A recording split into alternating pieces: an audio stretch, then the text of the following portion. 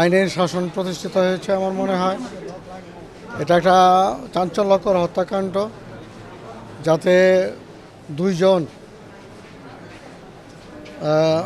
মা মেয়ে এবং একটা মেয়ের ভ্রূণ হত্যা হয়েছে। আমরা তিনজনে ধরে নিয়ে যেতে পারি।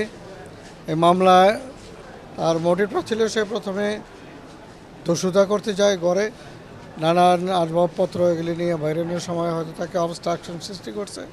এই জন্য মা এবং মেয়ে ক্ষেত্রে এলোপাথারি বটি দিয়ে কোপায় হত্যা করছে। হত্যা করে ঘরের ভিতরে বসেছিল, সে কোথাও পালানের বা বেরোনের কোনো স্কোপ পায়নি। তো এই মর্মে মামলাটি বদলি হওয়ার আসার পরে রাষ্ট্রপক্ষ 22 জন সাক্ষী আদালতে উপস্থাপন করছে। সার্বিক দৃষ্টিতে বিজ্ঞ জজ বাহাদুরের কাছে মামলাটা সার্বিকভাবে প্রমাণিত হয়েছে এবং যে বিজ্ঞ জজ বাহাদুর 302 ধারায় এই আসামি জুবাইরকে সর্বোচ্চ কারাদণ্ড, মৃত্যুদণ্ড এবং 1 লক্ষ টাকা জরিমানা প্রদান করেছেন।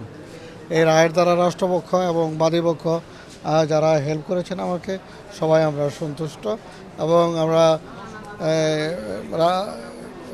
সরকারের কাছে আবেদন করব যে রায়ের কার্যকরী ব্যবস্থা যত দ্রুত। আমি দোয়া করি, আমার জজ সাহেবের জন্য দোয়া করি, আমি আমার উকিল সাহেবের জন্য।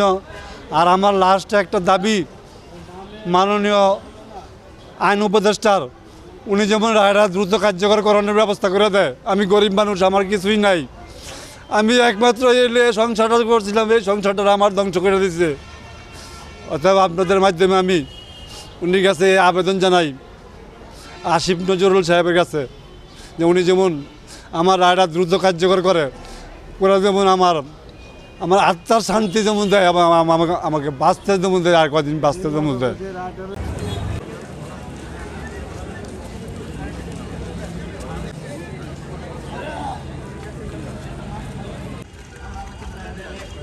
দিলে 5,000